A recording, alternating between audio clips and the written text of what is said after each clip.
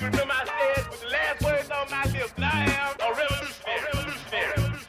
On Saturday, February 22nd, you are invited to A Night with the Panthers, a special fundraiser dedicated to supporting Black Panther veterans who now require assistance with essential needs such as medicine, food, and housing. These Black Panther veterans championed human rights, fed the hungry, educated the community, and stood as powerful symbols of resistance and resilience. Despite their incredible sacrifices, loving and serving the people did not come with retirement plans or financial security. So, now it's our time to honor their legacy and ensure that they are cared for with the dignity they deserve. You can help by attending and supporting A Night with the Panthers, Saturday, February 22nd, 6:30 p.m. to 10 p.m. at the Project 43 Team Post Center, 6841 Crenshaw Boulevard, Los Angeles. For more information, contact Black Panther Party Breakfast at gmail.com or call 707-554-2784. That's Black Panther Party Breakfast at gmail.com or call 707-554-2784. This is a community call to action from KBLA Talk 1580. At KBLA Talk 1580, we've got your black.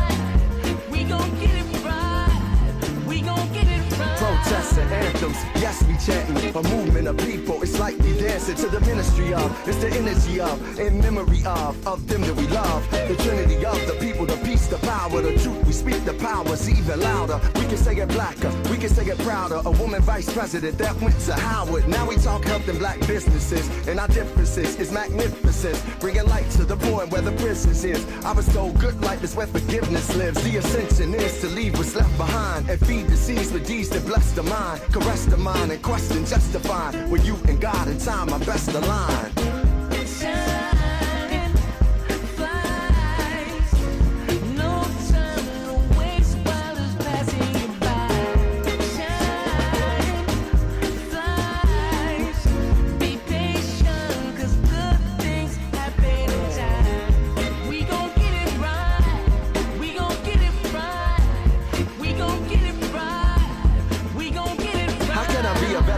Son, a better grandson, honoring Fannie Lou's and the Fred Hamptons, the Harriets, the chariots that carry us to various areas that marry us to progress. Yeah, we the harvest, the lovely days and midnight marauders, even through charges. You're listening to A More Perfect Union on KBLA Talk 1580. I'm Dr. Nicordelai Corte, your host and Chief White House Correspondent. I'm in touch, and so guess what? You be in touch.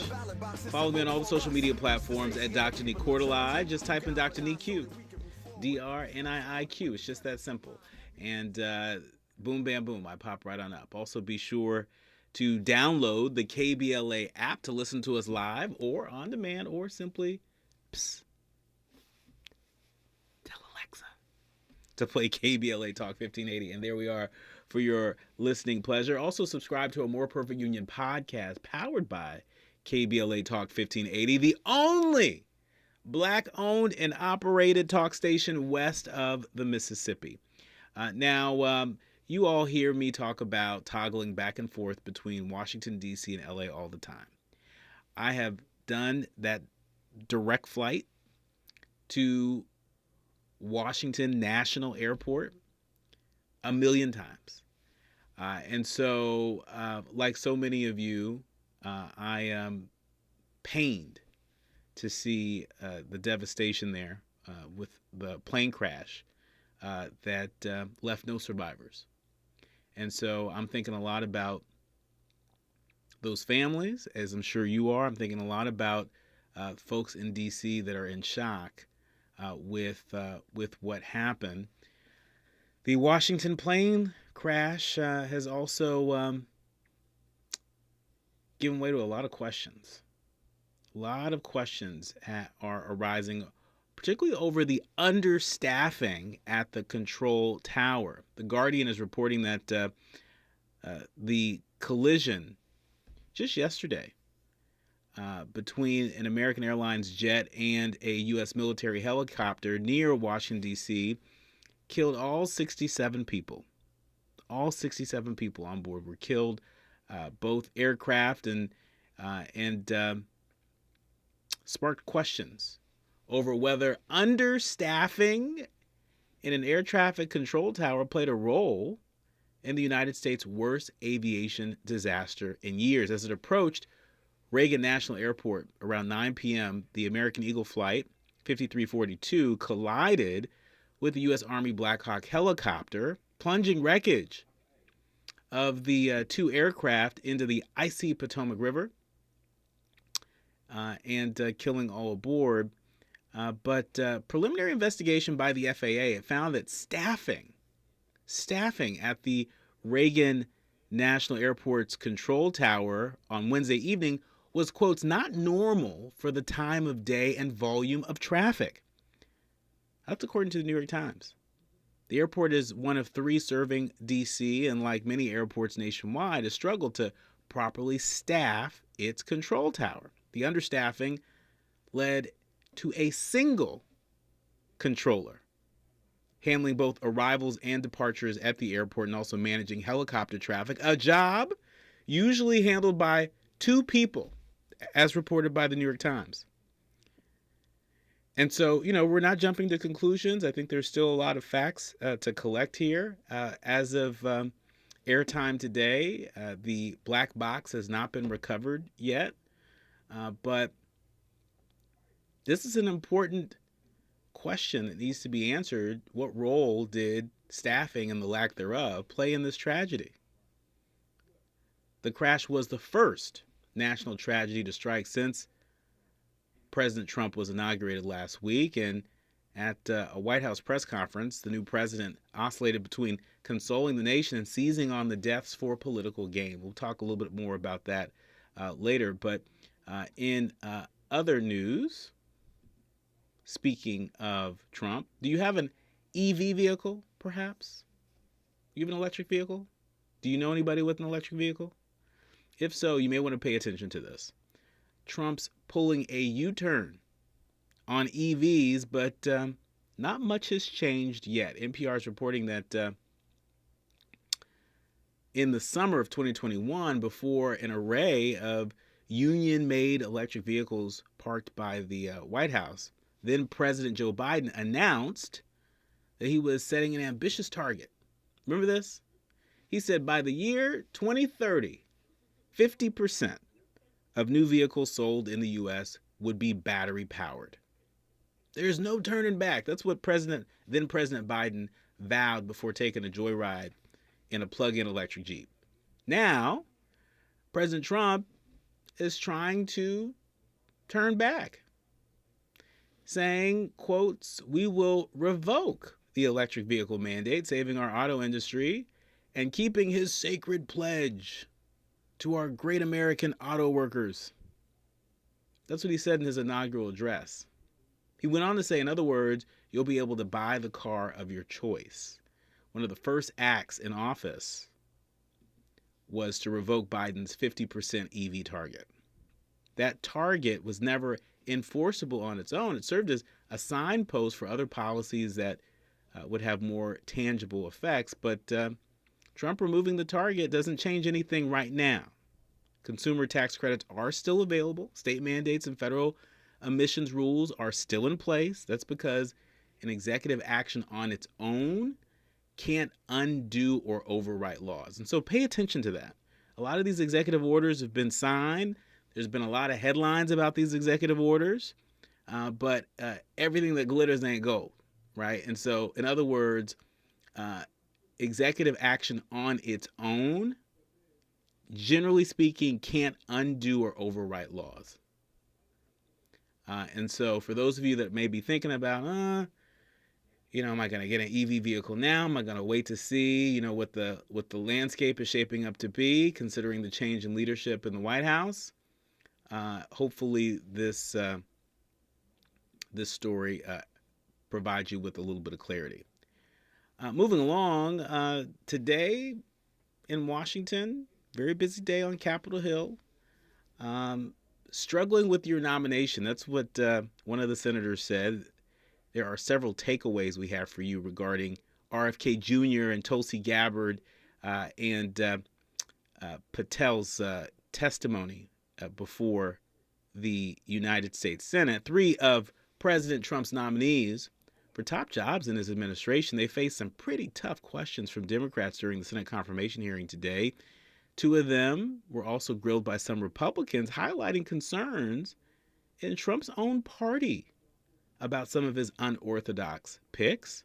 People like Senator Bill Cassidy, a Republican from Louisiana, he pressed Trump's pick for Health Secretary, RFK Jr., on his anti-vaccine views, particularly his debunked claims that vaccines cause autism. And he said he was struggling to support him. Republican senators also repeatedly pushed Tulsi Gabbard, Trump's nominee for Director of National Intelligence, on whether Edward Snowden, the former National Security Agency employee who leaked classified intelligence, remember that? They pressed him on being a traitor, a label that she avoided using, to the frustration of some lawmakers.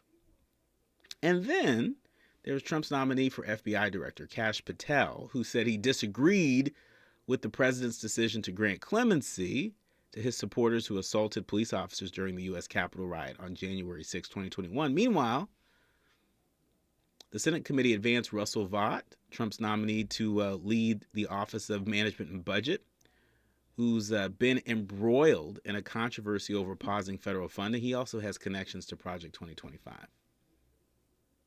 So I would be surprised if they are not confirmed. It's a lot of tough talk here. It's a lot of back and forth. There's a lot of backbone and shoulder blade, but I don't know if that's going to result in them not being confirmed. And so to me, it appears to be political theater. So it's important for you to know, because these are all agencies that will touch our everyday lives. The work of Health and Human Services, that agency touches our everyday lives. When you think about the work of the CDC, the National Institute of Health, when you think about vaccines, when you think about the FDA and making sure the drugs we take are safe for us and our families, whoever leads that agency touches our everyday lives. I don't need to tell you Black folks' history with the FBI. When you think about programs like COINTELPRO, when you think about the FBI files that exist on a number of leaders in our community, a lot of the efforts to undermine and use the law as a bludgeon against folks in our community came out of the FBI. And so who runs that agency, that matters. Whoever the Director of National Intelligence is, that matters. And so this is why we are bringing this information to you, because it matters. When we come forward, I'll tell you what else matters. It is this fight to advance racial justice no matter what. When we come forward, I'll be joined with Nakima Levy-Armstrong. She is a civil rights attorney and founder of the Racial Justice Network. We're going to be talking about how Minnesota residents, everyday people, are calling for a nationwide boycott of Target stores. Not calling for us to buy more products. They're calling for us to boycott Target stores. On that and more, you are streaming and listening to A More Perfect Union on KBLA Talk 1580. You're listening to A More Perfect Union on KBLA Talk 1580. We've got a lot to talk about. Presenting Again Fling's love story. Dear love of my life, we were on the 12B bus this morning when I caught a whiff. A scent so fresh, so life-changing, I had to find its source. Alas, I didn't know if you were the woman in the pink freshly washed cardigan or the retired mailman next to me, but I knew one of you was my soulmate. Ah, the scent of Gain Flings. Try Gain Flings with OxyBoost and Febreze. I can't believe how spotless my floors look after using the Swiffer Power Mop. No more dragging around a heavy mop and messy bucket. Now I get the same deep clean without all the work. Thanks to the powerful solution and scrubbing pad of the Swiffer Power Mop, dirt and grime don't stand a chance, and I don't break a sweat. Mic drop. Mop drop. Swiffer Power Mop. Swiffer Power Mop. A smarter way to mop. Try it or your money back. KBLA Talk 1580. We've got a lot to talk about. KBLA Talk 1580 is committed to self-care and community well-being. Walk Good LA was formed in June 2020, inspired by the Black Lives Matter movement and the beginning stages of the COVID-19 pandemic. What began as a few minutes of breath work and yoga meditation before protests against police brutality turned into a safe space for the community to heal in hard times. The immensely positive response from the community transformed the momentum into a movement. Today, Walk Good LA is a Black and brown-led community wellness organization based in Los Angeles. They provide spaces for healing through community yoga classes, guided meditations, hikes, run clubs, and other activations throughout Los Angeles that attract hundreds of members weekly. With the help of Propel and Michael B. Jordan, they now have a yoga and wellness studio in Los Angeles called the Walk Good Yard. To join their mailing list and connect with healing spaces, please visit walkgoodla.org. That's walkgoodla.org. Or find them on Instagram at walkgoodla. This is a community call to action, a community call to healing from KBLA Talk 1580. Hey there, Los Angeles. This is James Lucky Jr., publisher and editor of Los Angeles News Observer. Are you hungry for news that matters to you in the African-American communities of Los Angeles? Well, buckle up, because we got the scoop you've been craving. Stay in the know and never miss a beat with our free weekly publications conveniently available near you.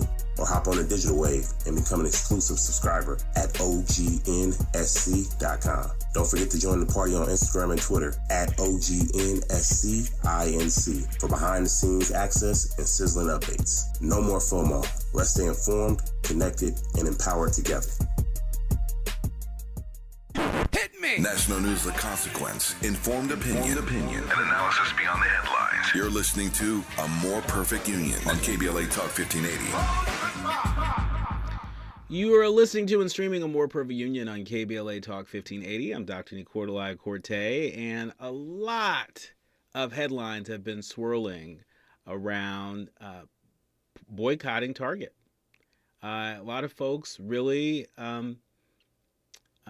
disappointed that Target has stepped back from its commitment to diversity, equity, inclusion, and not just Target, but a number of big brands, McDonald's, so many other brands that folks had grown to respect for creating opportunity for suppliers, for affirming heritage months and celebrating diversity in all forms.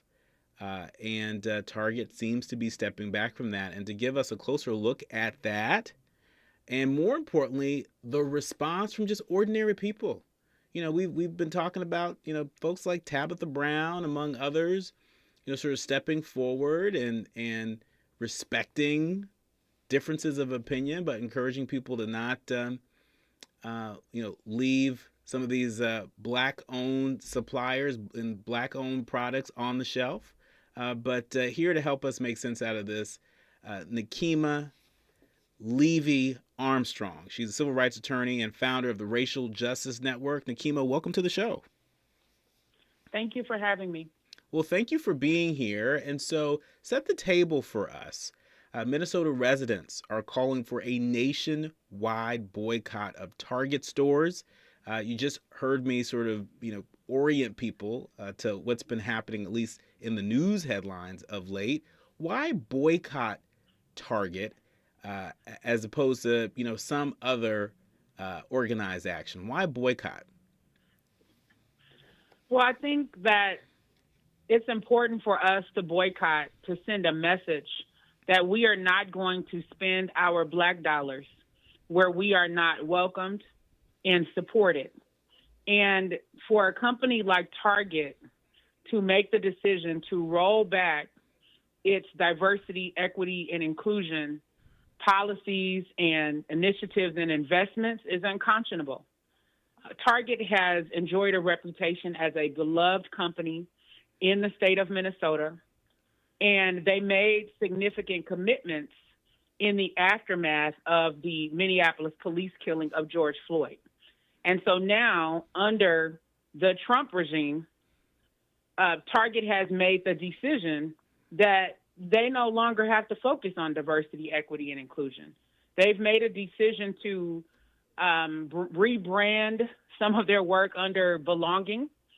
And no one even really knows what that means. And we feel that their actions have been cowardly in the face of Donald Trump's actions and a slap in the face to Black consumers who regularly patronize Target. Many of us rely upon Target for groceries, for household items, for back-to-school items for our children. But after the decision that they announced last week, they will not see another one of my Black dollars or the dollars of my family. And there are so many other people who feel the same way. What's your reaction and the reaction of folks on the ground to, what we've heard from folks like Tabitha Brown and, other Black people that have Black-owned or Black brands, rather, that are on Target shelves that are saying, hey, I respect your point of view, but just sort of keep in mind that, if folks don't show up to Target to purchase these products may go bye-bye. And so, what's your response to some of the Black brands that are saying, hold up, don't leave us on the shelf? Well, I empathize with them to a certain degree. I'm also a Black entrepreneur, and I understand the difficulty of, creating a product and, trying to get it on shelves and connecting with customers. It can be expensive. It can take a long time, and it takes a lot of determination to persevere through that type of process. And so Black entrepreneurs have worked really hard to get on Target shelves. But in a moment like this, I don't feel that we can compromise and say, go into Target during Black History Month and only buy Black products. Because at the end of the day, Target is still going to benefit from our dollars being spent inside of Target stores. So and beyond that, the entrepreneurs have to split any proceeds that they make with Target just because of the expense of having store shelf space at Target. So it is going to cost Black entrepreneurs something, when they have that shelf space. But what we are saying is that people should go to the websites of their favorite Black brands that they normally patronize at Target and buy directly from Black entrepreneurs. We do not want Target to profit a single dollar off of Black bodies. And here's the other thing to think about. The timing of Target's announcement to roll back its diversity, equity, and inclusion initiatives. They waited until after the holiday season.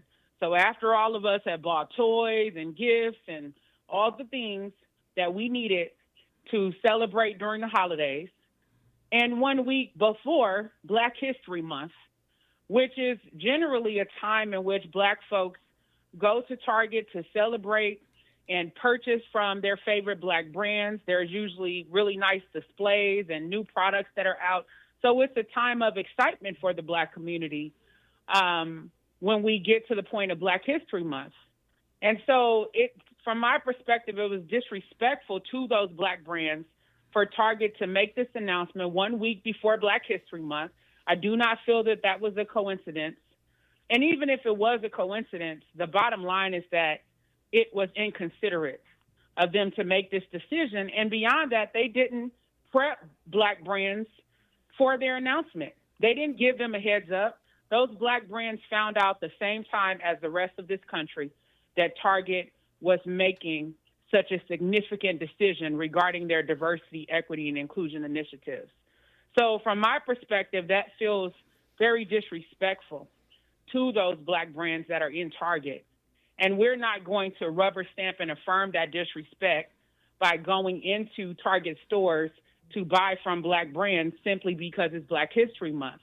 in honor of our ancestors, we need to do what they did, which is to not compromise with the system. And I'm thinking specifically about the Montgomery bus boycott, which lasted for 381 days after Rosa Parks made the decision to not give up her seat to a white man. Now, you had people who had to get to work, had to get to church, had to get to their families' homes or whatever they had to do. They said, no matter what, I'm not going to take the bus. I'm going to find alternative means of transportation. And because of their sacrifice and refusing to cooperate with the racist system, now everywhere around the country, we can sit wherever we want on a bus. We don't have to sit in the back or be denied access to wherever we want to be on a bus.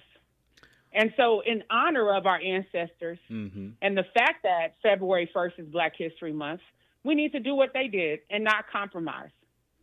Well, we hear you loud and clear here about not compromising. I think Jelani Hussein, who's the executive director of the Minnesota chapter of the Council on Islamic American Relations, said that as a company in the city where George Floyd's murder sparked a national, dare I say even international reckoning with racial injustice, he says Target must be called out.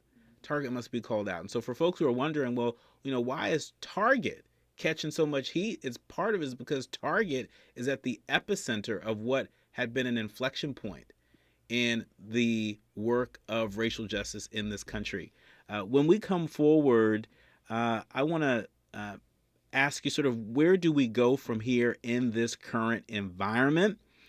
We know that Target is not alone in terms of having stepped back from their espoused values, having stepped back from their commitment. Just today, we saw President Trump has sparked an outcry with implications that DEI policies are at fault for the mid-air collision in Washington, D.C.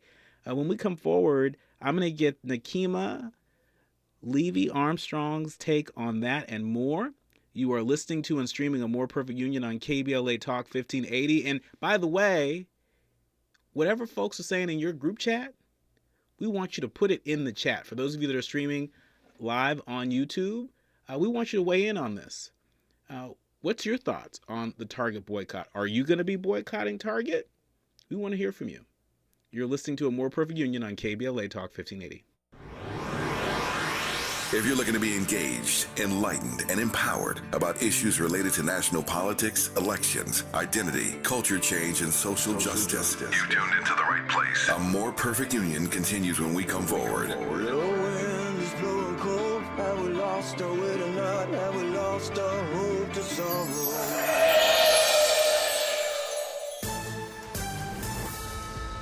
I'm Amber Payton with 4 Things You Should Know with BIN News. Federal officials are promising a thorough investigation into the D.C. mid-air crash that likely killed 67 people.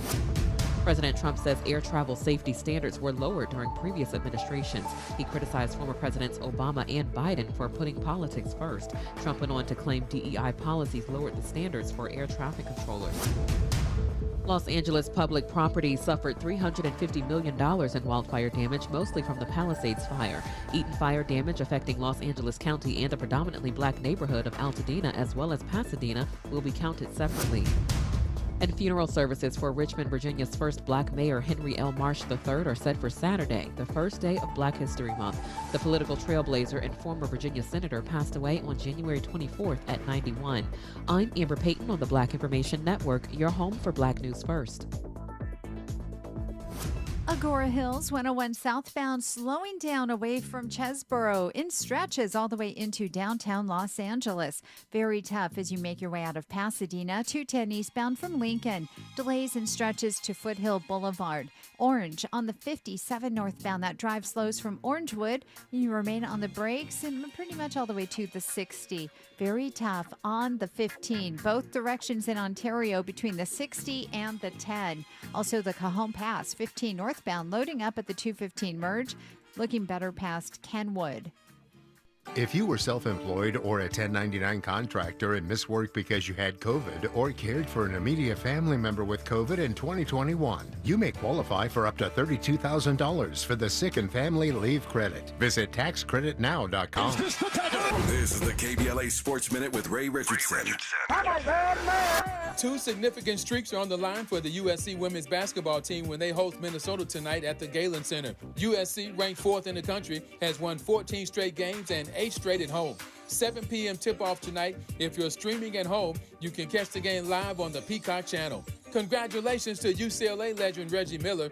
Miller was chosen by NBC to be the network's #1 NBA analyst. NBC will start broadcasting NBA games next season. Alumni of Howard University and Florida A&M, here's a date you should circle on your calendar. Saturday, August 30th. That's the date the football teams at Howard and Florida A&M will meet up in the Orange Blossom Classic at Hard Rock Stadium in Miami. The popular HBCU schools finalized negotiations today to play in one of the top showcase games for HBCU football.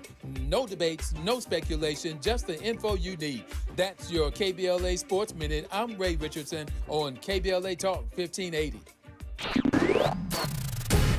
Are you a recent college graduate with a dream of getting a high-paying job in sales? A job where you can grow a lucrative career in multi-platform audio, digital, podcast, social media, and local events, along with world-class training and career growth opportunities. KBLA Talk 1580, located in historic Leimert Park, is currently hiring entry-level account executives for outside sales. Join a team featuring radio hosts Tavis Smiley, Dr. Cornell West, Jesse Jackson Jr., D.L. Hughley, Dr. Nee Cordelai Corte, Zoe Williams, and our very own Dominique DePrima. For more information on attending our upcoming career fair, contact SMB at KBLA1580.com today.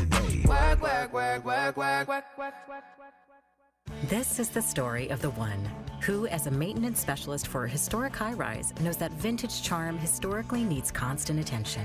Which is why when it's time to upgrade turn-of-the-century mechanicals, they turn to Grainger. With easy access to 1 million+ products and the scale to deliver when and where you need them. The right tools and supplies are never far away.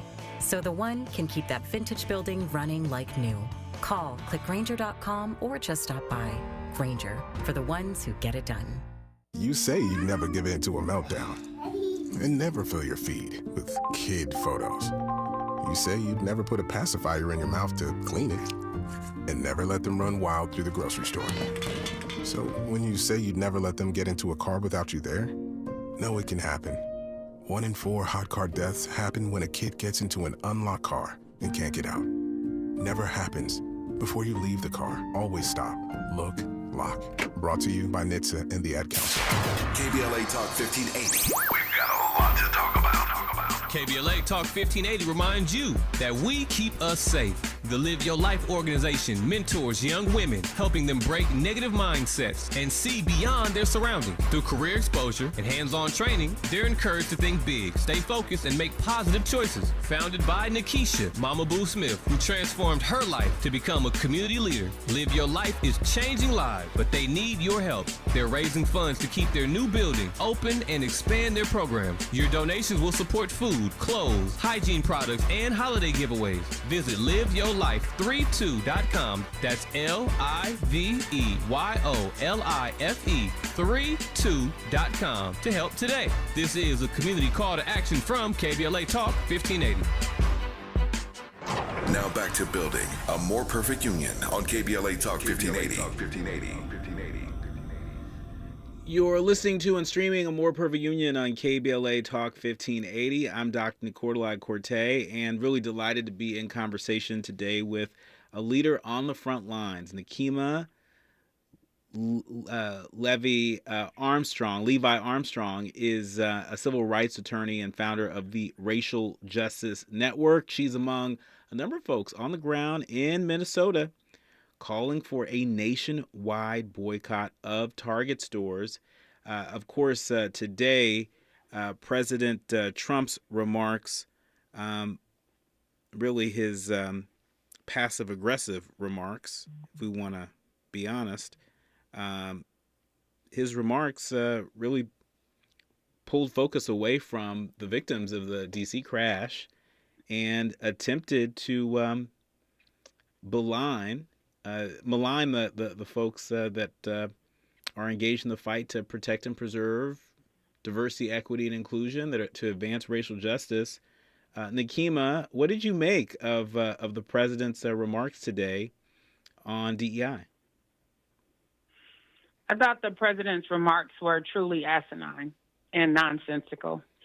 And it's sad that someone at the highest level of our government is speaking to the people as though he were a second or third grader and not the leader of the free world. To blame diversity, equity, and inclusion on such a major tragedy under his leadership makes absolutely no sense.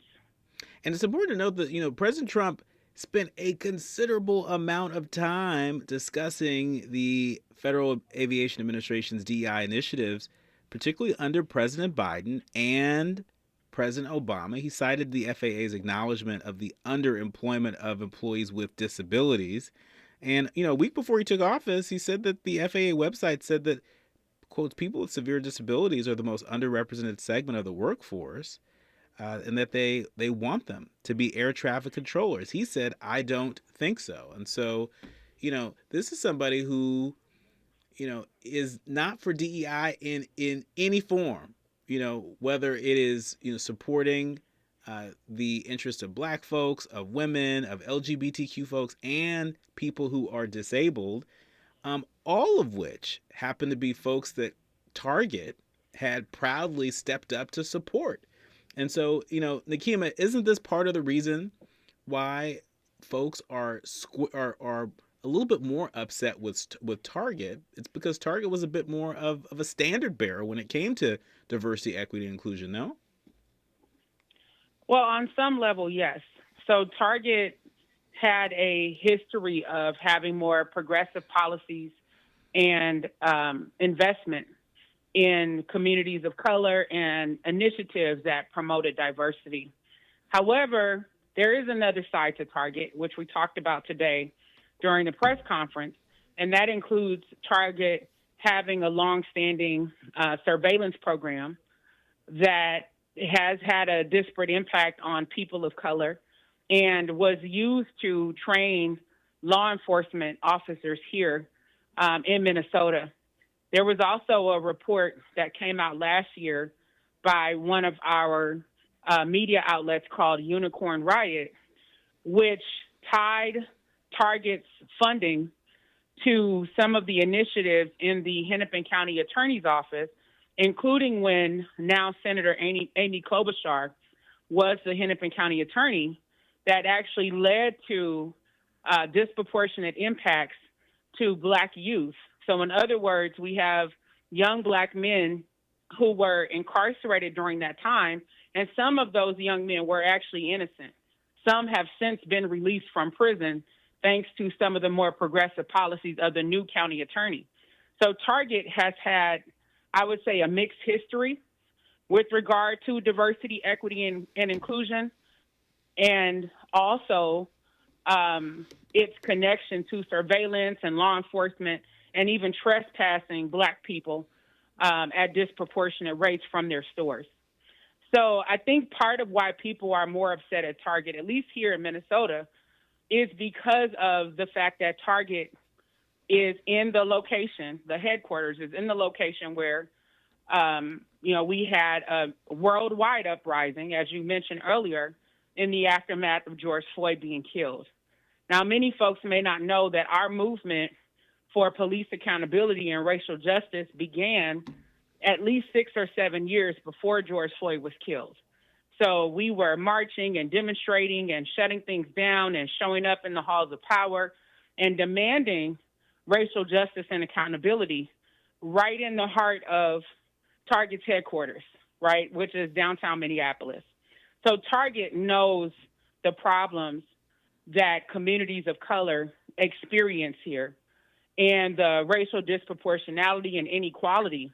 So to turn its back on the people who have supported Target and helped Target become such a huge company is a slap in the face. Yeah. Yeah. I mean, I get it. And then I'm also paying attention to the folks that are in the chat on our YouTube channel. And if you aren't, you might want to be. Really appreciate Selena Ricks, who is real clear. She says she ain't giving them her money. She ain't doing it. Selena, I asked her in the chat, how long are you willing to boycott Target and where will you go instead? And, Selena was very clear. She said for as long as it takes. She plans to shop local Black businesses and or online. And she thinks that we should be shopping and banking Black as well. And so to the point that you made earlier, you're not saying don't support Black businesses, don't support Black brands that happen to be on Target shelves. You're saying you can still support them, just go directly to the source. Skip the middle person. And they'll receive a larger cut. Right. They'll receive more profits from selling direct to the consumers as opposed to having to give Target a cut of their proceeds based on the cost of having space on their shelves. So like I said before, I am of the mind that we cannot compromise at a moment like this.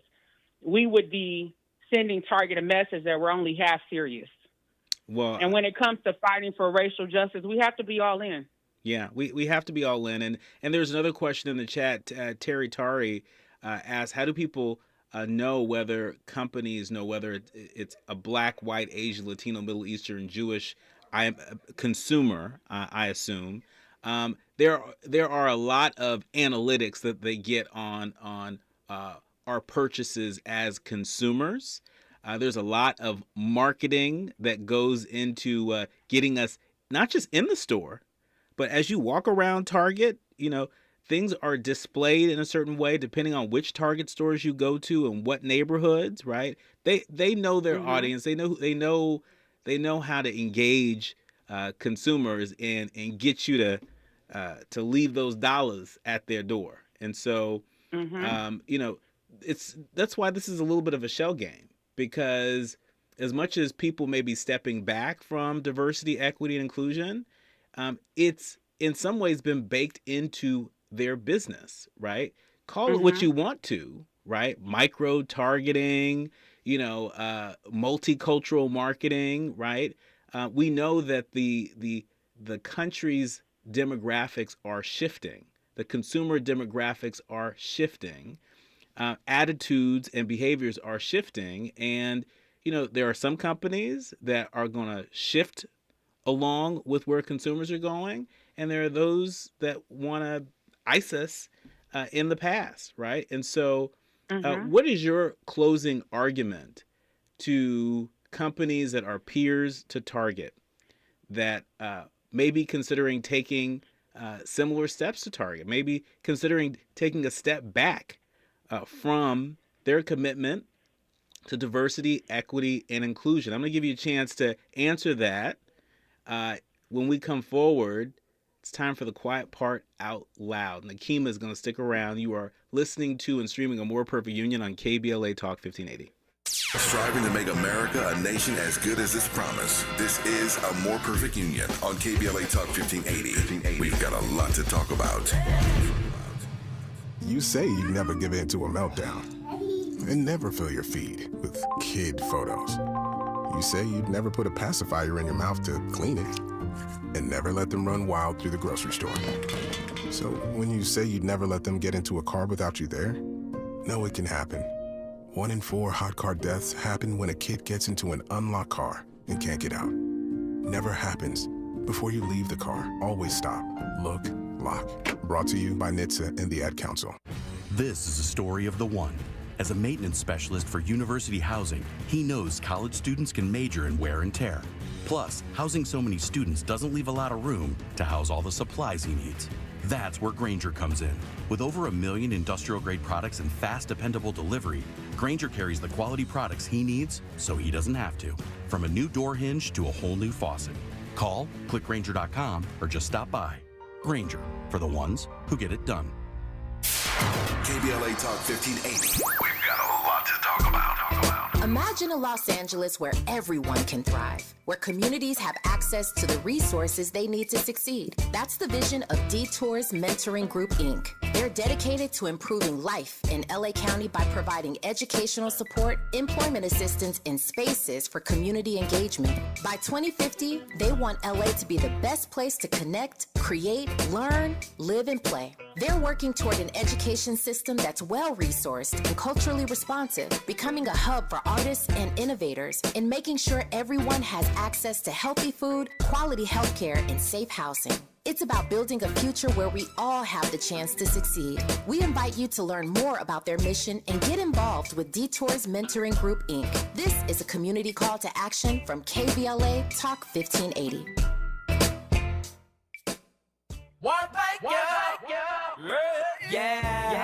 The California Crusader newspaper would like to thank all of our subscribers for their support throughout the years, proudly serving the South Los Angeles and South Bay areas for more than 40 years. The California Crusader is a multicultural, black-owned, adjudicated newspaper that focuses on providing newsworthy information to the people in our community. We're constantly looking for ways to assist businesses in our community to connect with our subscribers. We provide low-cost, effective ways to promote your business with our reasonable and affordable advertising rates. You can participate by suggesting, sharing, and submitting your stories on the California Crusader newspaper Community Share Facebook group page, or visit our website at cal-cruise-news.com. That's calcruisenews.com. Then click on the Submit Now button located on the top right corner of the homepage, or text CCN to 42828. Again, text CCN to 42828. The California Crusader newspaper, working together to build a better community for our future. Subscribe today. We face tragedy, but we don't fall into despair. We continue our work to build a more perfect union.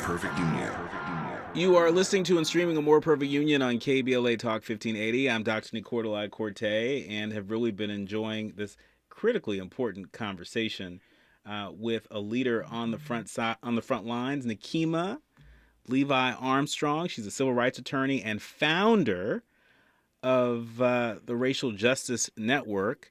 Right before the break, Nekima, I was asking you, what's your advice? What's your guidance to companies like Target that are feeling froggy and feeling like, this might be the time to step back from their commitments to diversity, equity, and inclusion in every form? What say you? I think that those companies need to realize that rolling back their efforts to focus on diversity, equity, and inclusion is bad for business. It's inevitable that the United States will continue to brown as a country, and we will be the majority, if not already. Globally, we are already the majority. So even when we're called minorities, that's a misnomer. We'll never hear white folks calling themselves minority, even when they are definitely in the minority. So we should not accept that terminology, because globally, as a people of color, we are already in the majority. I want to lift up what has happened thus far with Costco, and I'm hoping that Costco is able to hold the line and not fold. But recently, 100% of Costco's board recommended to their shareholders that they not roll back diversity, equity, and inclusion initiatives, and 98% of shareholders voted to keep those initiatives intact. So you have a lot of folks who are now going to be shopping at Costco, and I'm not telling people to shop at Costco. I think that people need to choose what makes the most sense for them. I think focusing on local businesses, Black-owned businesses, women-owned businesses, is very important at this time, because those businesses don't get enough attention, even though a lot of times they're loyal to the communities that they serve, and those dollars are more likely to cycle in through our community when we are shopping local, as compared to what's happening when we're constantly patronizing these big box stores who show that they don't truly value our business. So I'm hoping that Costco is able to stand firm. I know that there are Republican attorneys general that are currently and actively applying pressure to Costco and trying to get them to roll back their policies. So that's something we'll be watching for to see what happens there. But these other companies need to feel the pain when they turn away from diversity, equity, and inclusion. You know, you've mentioned some of the companies, McDonald's. I know that Walmart is another company, Amazon, Meta, that rolled back their policies, and they have not felt the heat in the way that they should. Mm-hmm. And so for us here in Minnesota, we're saying, no, enough is enough.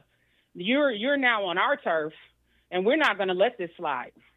And the reality is that Target has 2,000 stores around the country.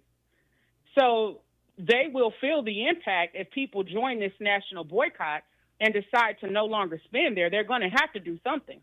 Maybe they can go to Trump for a bailout since they bowed down to him so quickly. But I know they're not getting my black dollars at the end of the day unless and until they reverse course. And speaking of black dollars, in the chat, HW talking about how at a minimum we should be getting a savings account at a black bank and putting the savings there while using other banks for checking. That would be a big improvement, right? And so I just think the point of this conversation is that if we are to get to the other side of whatever this is, whatever this moment this is, I've said this on this show before, and I'll say it again, we got to do it in community. We got to do it in community. Absolutely. Right? And, you know, I think it was Alice Walker who said, you know, that the fastest way we give away our power is by believing we have none in the first place. And I think one of my big takeaways from our conversation, Nikema, is that we have power. And everybody gets to choose. That it's not just Target that gets to say, okay, you know, we're going to step back from this commitment, or Meta, or McDonald's, or Amazon. I mean, the list goes on and on, you know, but, you know, we all get to choose how we're going to participate, how we're going to participate in this economy, and, you know, where we're going to invest our dollars. I would just want to emphasize something that Nikema said just a short while ago, that this is not about turning our back on black brands and black businesses, because I've seen a little bit of that sort of on social, right? And so we just want to correct that. That's not what Nikema is saying. That's not what this is about. She's saying, look, we can still support black brands. We can still support black businesses. Just support them directly. You don't got to go through Amazon for everything. You ain't got to go through, you know, Target.com for everything, right? Because if there is no consequence, and I think this is a part of your closing argument, and feel free to, you know, add to it, but I think part of your closing argument, you know, is that, you know, we don't have to dance to their tune. We don't have to do that, right? And if there is no consequence to their decisions to step back from our communities because there's a new sheriff in town, a new president in town, it's not in vogue anymore, right? Well, you know, we have a chance to vote with our wallets and vote with our feet. Absolutely. That's spot on in terms of my perspective and many others here in the Twin Cities of Minnesota who are saying, look, enough is enough. We let all these other companies slide as the black community, but here, the place where George Floyd was killed, not today.